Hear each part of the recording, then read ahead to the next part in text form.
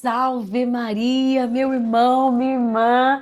Bendito seja Deus que nos uniu neste propósito de consagração, consagrar a nossa vida, dar a nossa vida a Deus, ofertar a nossa vida totalmente a Ele, pelas mãos de Maria. Não podia ser por outro caminho, né, gente? É a mão da mãe que é o colo, que nos abriga, que nos protege, que nos forma e nos leva para Jesus. Quem está feliz aí de estar fazendo essa consagração? Diz para mim aqui, por favor, escreve na luz. Eu estou muito feliz, muito grata a Deus pela oportunidade que Ele está nos dando. São Luís nos deixou essa riqueza na igreja, esse método tão profundo, tão fecundo nas nossas almas. Vamos para o nosso 7º dia? Hã? Eu estou muito animada, gente. De ontem, então, foi fantástico, né? Eu confesso que quando eu tive a oportunidade de estar com Jesus, Ele me deu também essa certeza da sabedoria divina. Ai de mim sem ela. Eu não vou dar conta. Eu não vou viver. Vamos juntos? Vamos seguir juntos? 7º dia, vida mundana e vida marial. Vamos dar início em nome do Pai, do Filho e do Espírito Santo. Amém. Vinde, ó Deus, em meu auxílio. Socorrei-me sem demora. Vamos invocar o Espírito Santo. Vamos rezar juntos. Página 200. Só um minutinho. 233. Vamos invocar a presença do Espírito Santo. Vinde, ó Espírito Santo, as nossas almas visitai, enchei os nossos corações com vossa graça divinal. Vós sois chamado o intercessor, o dom de Deus Altíssimo, a fonte viva, o fogo e o amor e a espiritual unção. Sois o doador dos 7 dons e sois poder na mão do Pai. Por este transmitido a nós, enriquecei a nossa voz. Aleluia! Iluminai nosso entender. Em nós vertei o vosso amor, com vossa graça eternal. O fraco em nós robustecei. Eu creio. Nosso inimigo repeli e dai-nos logo vossa paz. E tendo um guia como vós, evitaremos todo o mal. Aleluia! Fazei-nos conhecer o Pai e o Filho, revelai também. E que de ambos procedeis, fazei-nos firmes crer. Glorifiquemos a Deus Pai, e ao Filho que ressuscitou, e ao Santo Espírito de Deus, por infinitos séculos. Amém. Enviai, Senhor, o vosso Espírito, e tudo será criado, e renovareis a face da terra. Ó Deus, que instruístes os corações de vossos fiéis com a luz do Espírito Santo, concedei-nos que no mesmo Espírito conheçamos o que é reto e gozemos sempre as suas consolações. Por Cristo nosso Senhor. Amém. Agora vamos saudar ela, a Virgem Maria, que está conosco durante todos esses dias, né? A certeza que a gente tem é que a mãezinha, a nossa mãe Maria, está conosco.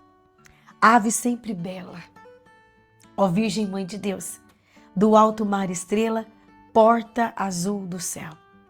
Novas o anjo traz, ave te saúda, funda-nos a paz, de Eva nome muda. Mansidão, pureza, ó Virgem sem igual, dá-nos com presteza e livra-nos do mal. Quebra a algema ao réu e dá aos cegos luz. Dá-nos, Mãe do céu, o que é o céu produz. Conduz, quer dizer. Mostra seres mãe, faze a nós descer. Quem por nós nascido, quis de ti nascer. Dá-nos vida pura, um caminho certo. Para quem procura, ver Jesus de perto. Seja ao Pai louvor, ao Cristo também, ao Consolador igualmente. Amém. 7º dia, vida mundana e vida marial. Olha o tema, hein? O tema de hoje promete. Preparação. Já de posse do conhecimento vivo da oposição entre o espírito do mundo e o espírito de Jesus, meditaremos como na vida de todos os dias esses dois espíritos tomam caminhos diferentes, cujo resultado é inteiramente diverso também. Viver para o mundo é adorar o que é fugaz. Viver para Jesus e Maria é cultivar o que é eterno. Os bens da terra degradam, os de Jesus nobilitam sumamente. O mundo cansa e atormenta. Jesus e Maria replenem de paz. Que verdade! Que verdade! Meditação. Prelúdios. Primeiro, sou pequenina ovelha, ferida e cansada, que se acolhe ao regaço da divina pastora, na resolução de nunca mais me apartar de seu serviço. Maria, porta do céu, voltada dos caminhos irradios do mundo e do demônio, imploro-vos, sejais para mim a entrada iluminada do paraíso. Primeiro ponto, adorar o que é fugaz ou viver o que é eterno. Olha isso. São transitórios os bens do mundo. Passa, né? Rápido, pá, pá. De repente já não tem mais nada, de repente tem tudo, e assim vai. Por imensos que pareçam no seu falso brilho, que tentam deslumbrar nossos olhos, eles não alcançam mais do que a nossa vida tão curta. Se ao menos durasse todo o espaço de nossa existência. Não. Eles são fugazes e enganadores. Tanto prazer transformado em lágrimas, tanta honra em vitupério, tanta riqueza em miséria sórdida. Não o ensina a experiência de todos os dias? No entanto, essa é a vida dos mundanos, a correr atrás de ilusões e miragens. Mas o servo de Maria se inspira na sabedoria celeste, que a leva a procurar o que é eterno e permanente, o que não passa. E o que não passa? Deus. Ele não passa. O céu não passa. Lá é a nossa morada eterna.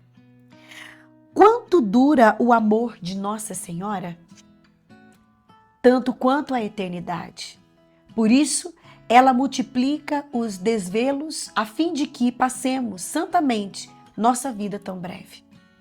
E nos faz estimar a graça de nosso Senhor, moeda de nossa perene bem-aventurança. Olha que bonito isso. Sejamos sábios. Oh, meu irmão, minha irmã, seja sábio. Não ouçamos o mundo que grita, que liga os seus trio elétricos, que ligam os seus megafones, que ligam as suas caixas de som e gritam e chamam pelo nosso nome. Parece que não é assim? O mundo grita o nosso nome, né, gente? É porque no inferno tem a nossa foto e o nosso nome, mas no céu também. Então, o mundo, que são os demônios, eles gritam por nós, porque eles nos querem lá. Mas o céu também nos deseja. Qual lugar nós vamos? Ai, meu Deus, dá até um arrepio na espinha. Wesley do céu, Wesley que tá aqui gravando, gente.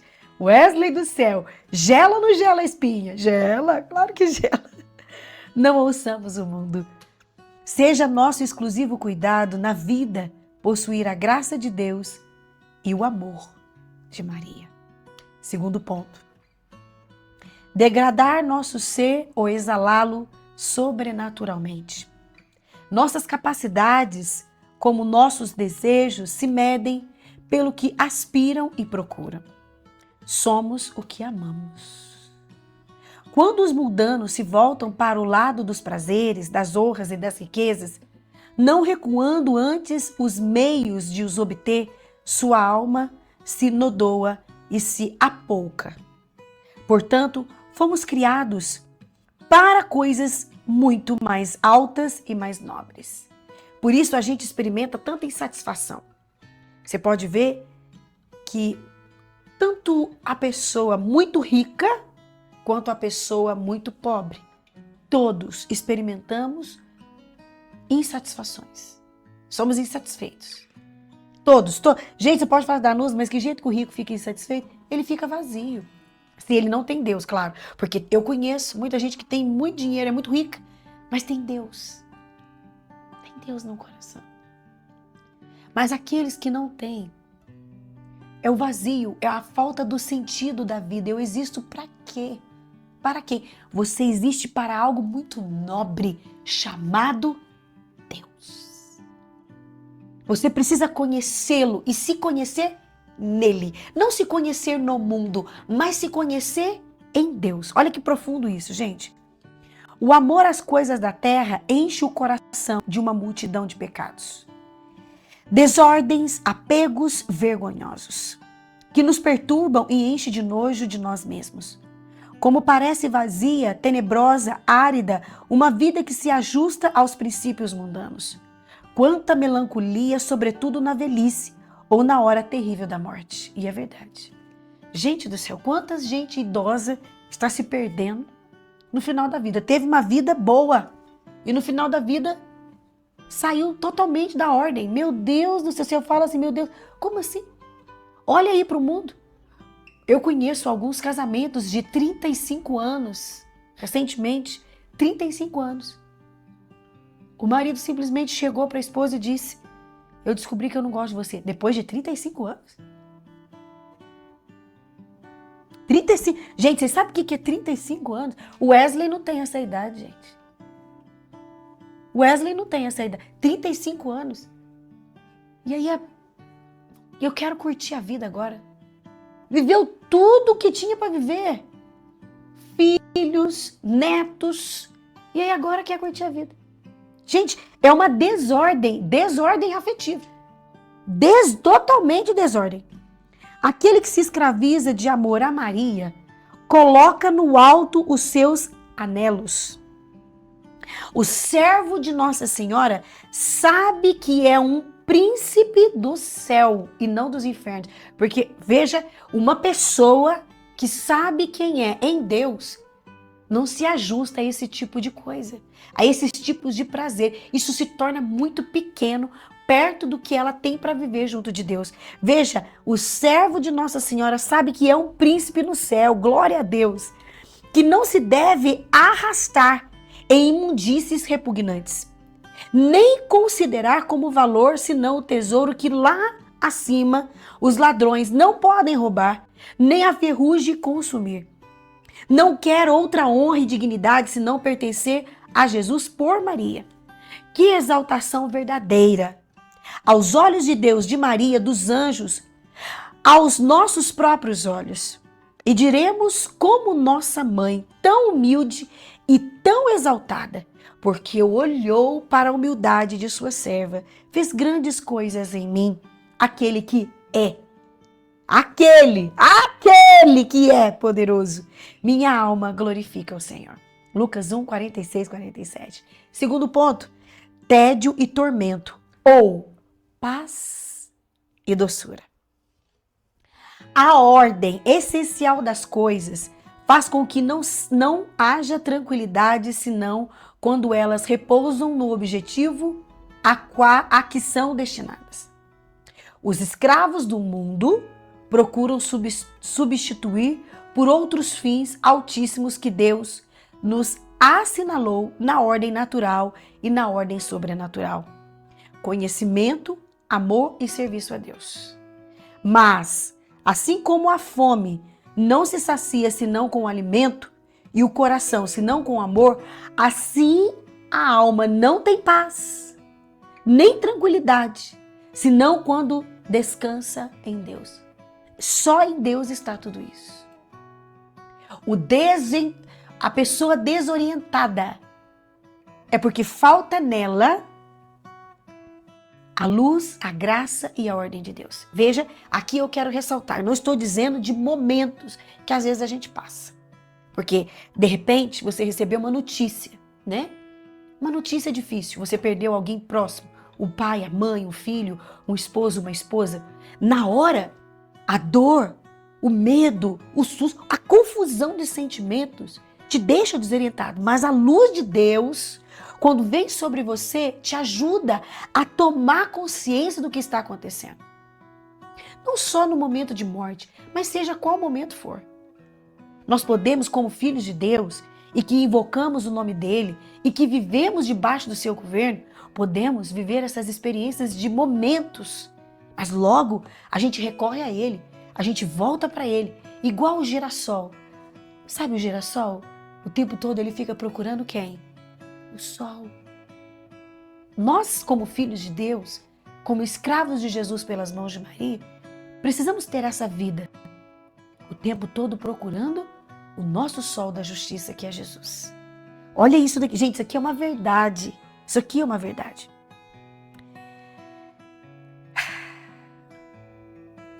Mas assim como a fome não se sacia senão com alimento, e o coração senão com amor, assim a alma não tem paz nem tranquilidade, senão quando descansa em Deus. Fizeste-nos para vós, Senhor, exclama Santo Agostinho, doutor da nossa Igreja Católica, com conhecimento experimental do que afirmava, e no nosso coração anda inquieto enquanto não repousa em vós. Aqui está a fala de um doutor da igreja que viveu isso. Ele buscou a paz em vários lugares assim, do mundo e nas religiões. Santo Agostinho, ele procurava o sentido da vida. Então ele procurou nas pessoas, nas mulheres, nas noitadas, ele procurou nas outras religiões, ele queria achar o sentido da vida dele.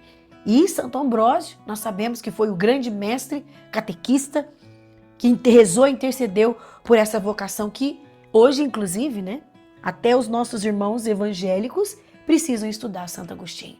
Tamanho foi o conhecimento de Deus que ele recebeu, porque ele encontrou o sentido da vida dele. Quem encontra Deus, encontra o sentido e encontra o mais alto nível de conhecimento. Porque quem conhece a Deus conhece tudo. Tudo, tudo, tudo.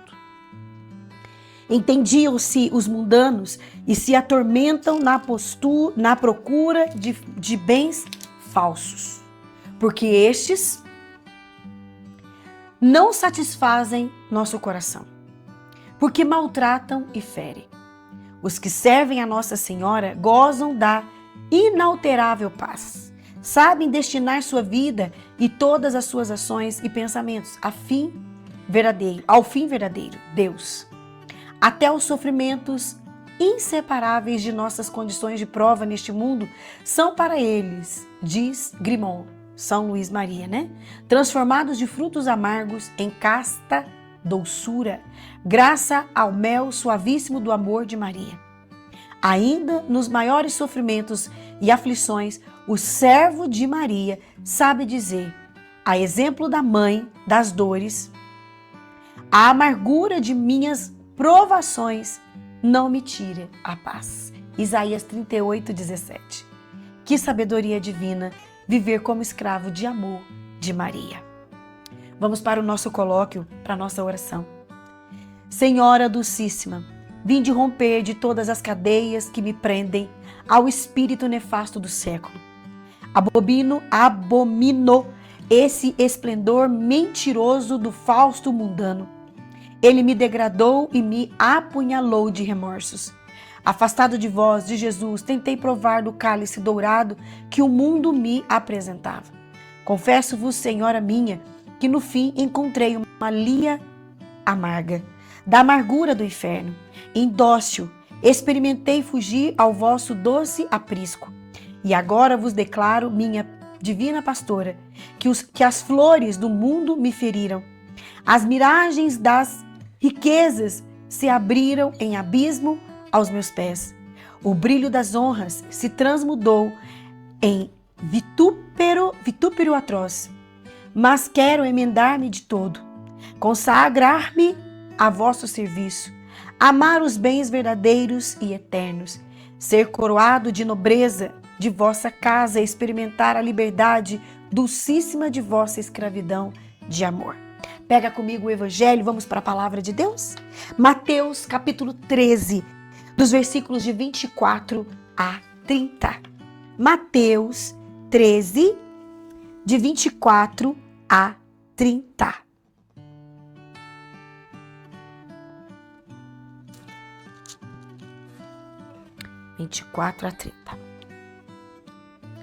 Propôs-lhe outra parábola. O reino dos céus é semelhante ao homem que semeou boa semente no seu campo. Enquanto todos dormiam, veio seu inimigo e semeou o joio no meio do trigo e foi-se embora. Quando o trigo cresceu e começou a granar, apareceu também o joio.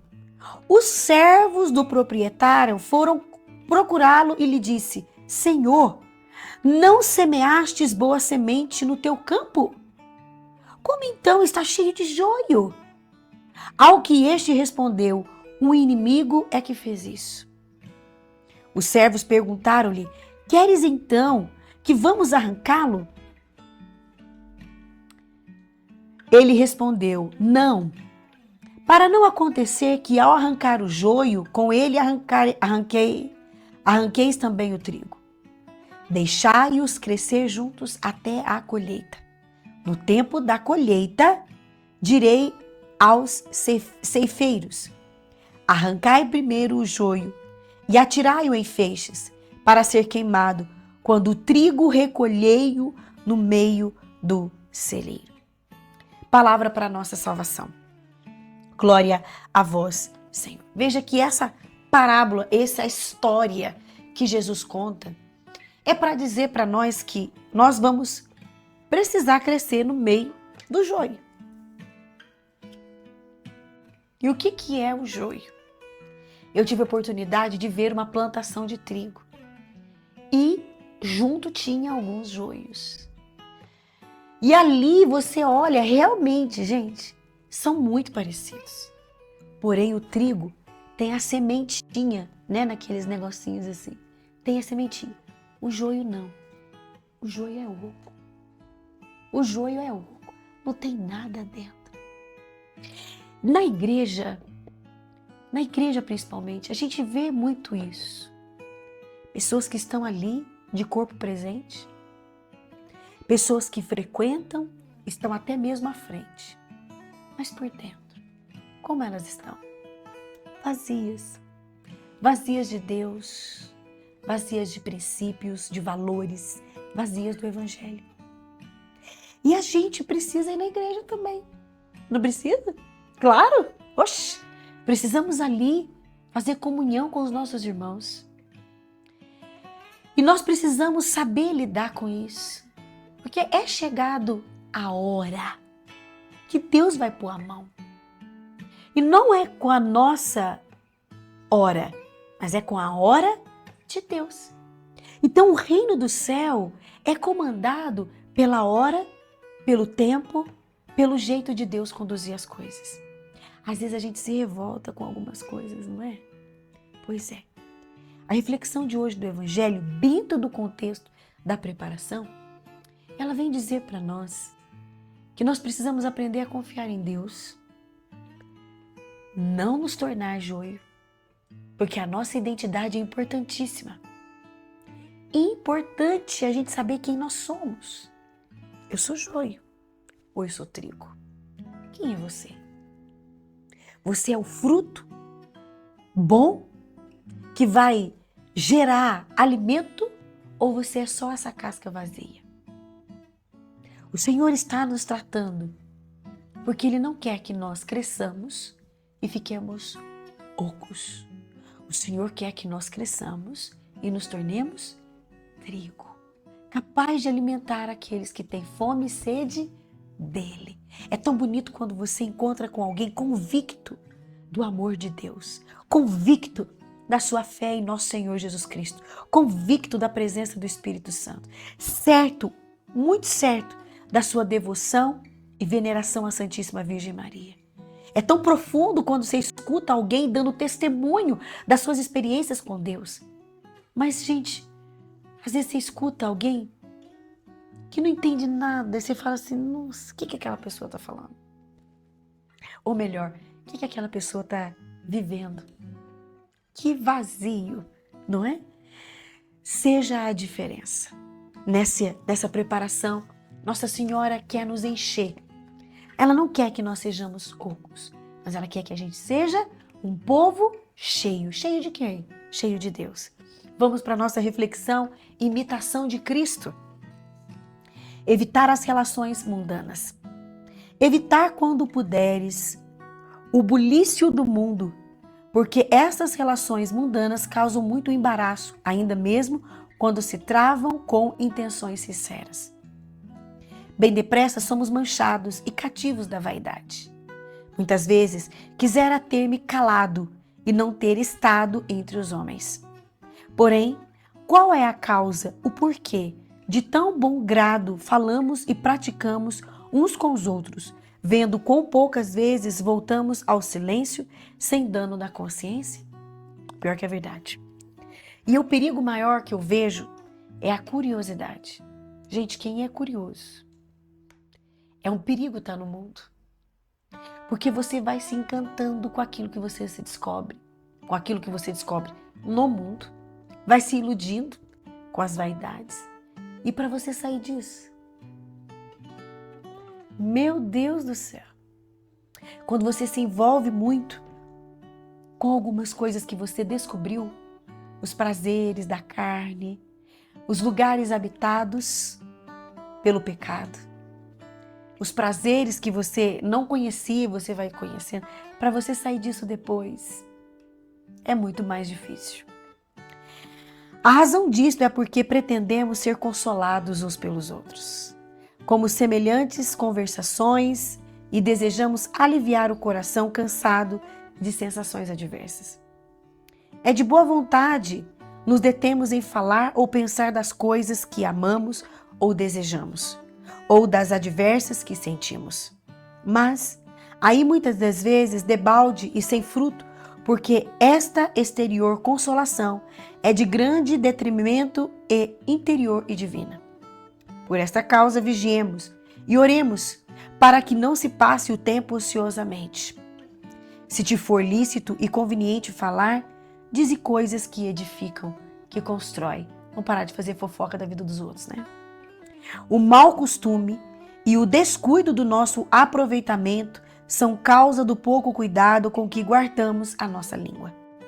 Porém, não pouco serviria para o nosso aproveitamento espiritual a devota prática de coisas espirituais, especialmente quando muitos do mesmo espírito e coração se juntam em Deus. Olha que bonito.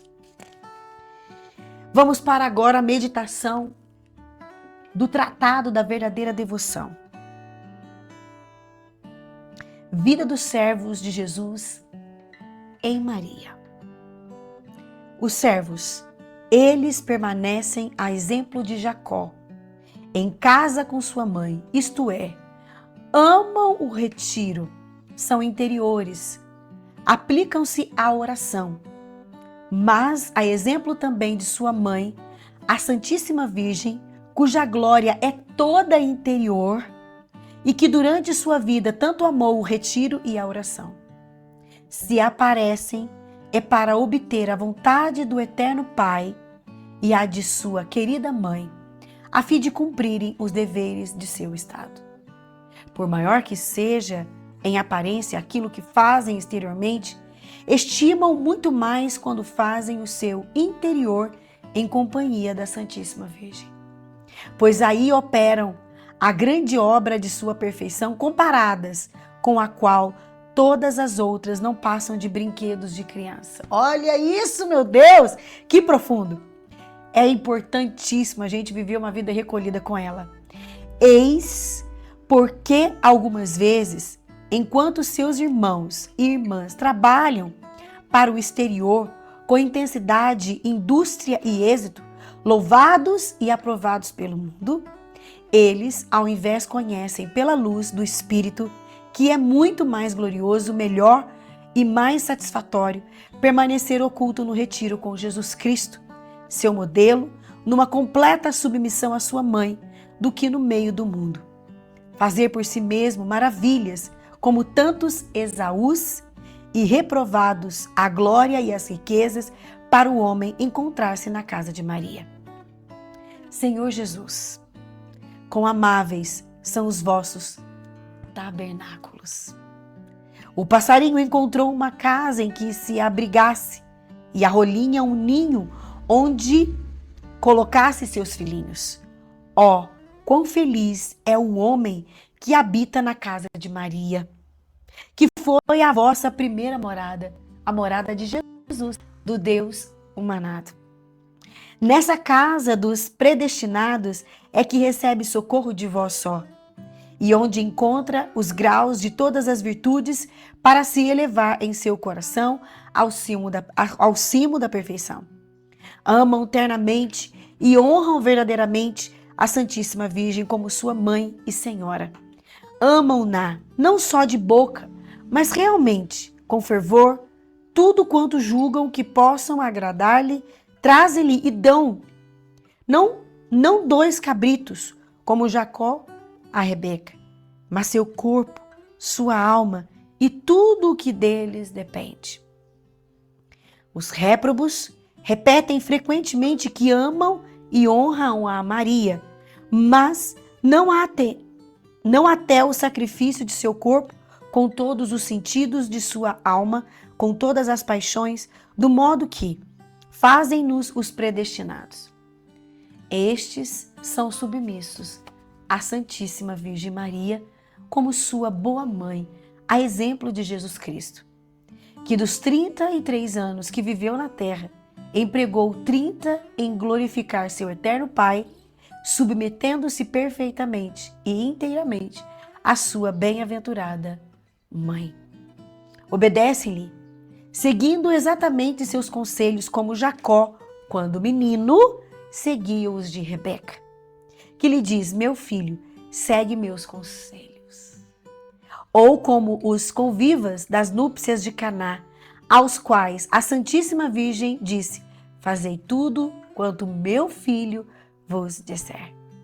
Por ter obedecido a sua mãe, recebeu Jacó a bênção, como que por milagre os convivas nas núpcias de Caná, por terem seguido o conselho da Santíssima Virgem Maria, foram honrados com o primeiro milagre de Jesus, que converteu a água em vinho a pedido de sua mãe, Maria Santíssima. Assim também, olha gente, isso aqui é forte. Daria para a gente fazer uma grande meditação aqui a respeito dos servos que, na verdade, escutaram primeiro Maria. Foi ela que eles ouviram primeiro, porque ela disse para eles: fazei tudo o que ele vos disser. Eles obedeceram ela. E é bonito quando São Luís compara aqui Maria a Rebeca. Por quê? Porque Rebeca tinha 2 filhos, Esaú e Jacó. Ela sabia que Esaú era o mais velho e que logo Isaac iria, que era o pai, que era casado com ela, né? Isaac, filho de Abraão, filho da promessa, iria liberar então uma bênção para o filho, para que o filho se tornasse aquele que iria governar, comandar o povo. Rebeca conhecia os 2 filhos. Jacó era o filho que ficava junto com ela. Esaú, ele era o filho do mundo. Ele saía, ele era guloso, comilão, tanto que ele troca a bênção por um prato de lentilha. Era totalmente ligado às coisas do mundo, às coisas prazerosas, não tinha domínio de si. Um prato de lentilha dominava ele. Já Jacó, ele era aquele que ficava com a mãe e aprendia da mãe das coisas interiores. Então Rebeca, conhecendo os 2 filhos, ela olha e diz: não vai dar certo o povo ser governado por Esaú. Ele vai acabar com isso aqui. Mas se o povo tiver um rei, como Jacó, que se torna Israel, aí sim. Veja que ela administra a bênção. Nossa Senhora! Entra no manto comigo.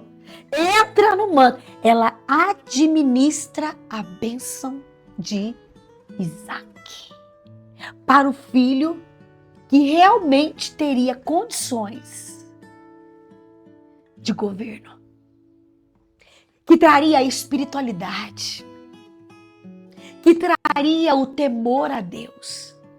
Porque Esaú, ele não temia a Deus. Esaú era escravo dos prazeres da carne. Então ela administra a bênção. Foi o que Nossa Senhora fez.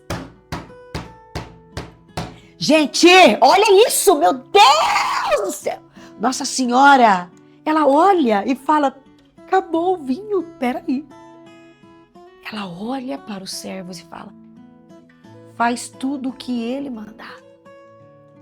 A primeira ação de obediência foi a Maria, depois a Jesus, porque ela administra a bênção. Olha a quem você está se consagrando. A essa mulher que vai ver as suas necessidades e ela vai administrar no mundo espiritual. Quase quebrei a minha mesa aqui agora. Ela vai administrar tudo isso no mundo espiritual para que você não perca a maior bênção de todas, que é a salvação que Cristo Jesus te deu na cruz. Cara, se você perdeu esse manto, volta esse vídeo porque tá gravado. Volta e entra no mistério. Entra no mistério da contemplação sobre a comparação que São Luís faz de Maria com Rebeca. O que Rebeca fez? Vamos voltar à meditação. Ai, meu Deus, hoje tá poder, tá doido. Por ter obedecido a sua mãe, recebeu Jacó a bênção, como que por milagre. Os convivas das núpcias de Caná, por terem seguido o conselho da Santíssima Virgem, foram honrados com o primeiro milagre de Jesus, que converteu a água em vinho a pedido de sua Santíssima Mãe. Assim também, todos aqueles que até ao fim dos séculos receberem a bênção do Pai Celestial e forem honrados com as maravilhas de Deus, só receberão essas graças em virtude de uma inteira obediência a Maria. Confiam grandemente no poder e na bondade da Santíssima Virgem, sua boa mãe. Imploram sem cessar seu socorro. Consideram-na sua estrela polar. Para chegarem ao porto, falam-lhe de suas penas e necessidades com grande franqueza. Prendem-se à sua brandura e misericórdia para obterem, por sua intercessão, o perdão de seus pecados ou para gozarem de seus carinhos maternos nos trabalhos e pesares. Os réprobos, ao contrário, confiam em si mesmos. Comem como o filho pródigo, aquilo que comem os porcos. Só amam as coisas visíveis e exteriores. Não saboreiam as doçuras de Maria. Não sentem como os predestinados certo apoio e certa confiança na Santíssima Virgem Maria, sua boa mãe. Amam miseravelmente a fome das exterioridades, porque não querem saborear a doçura preparada no interior de si mesmo em Jesus e Maria. Enfim, os predestinados guardam os caminhos de Maria, isto é, imitam-na. E nisso é que são verdadeiramente felizes e devotos e trazem o sinal da predestinação, como lhe diz esta boa mãe. Bem-aventurados os que praticam minha virtude. São felizes neste mundo durante a vida pela abundância das graças e suavidades que lhes comunico, fazendo-os partícipes da minha plenitude e mais abundantemente do que os outros que não imitam tão de perto. São felizes na morte, que é suave e tranquila, e a qual assisto de ordinário para conduzi-los pessoalmente às alegrias da eternidade. Enfim, são felizes na eternidade, porque nunca um só dos meus bons servos que tenha imitado minhas virtudes durante a vida perdeu-se. Os réprobos, pelo contrário, são infelizes durante a vida, na morte e por toda a eternidade, porque não imitam a Santíssima Virgem e suas virtudes, contentando-se algumas vezes com entrar pelas suas confrarias, recitar algumas orações em sua honra ou praticar outra qualquer devoção exterior.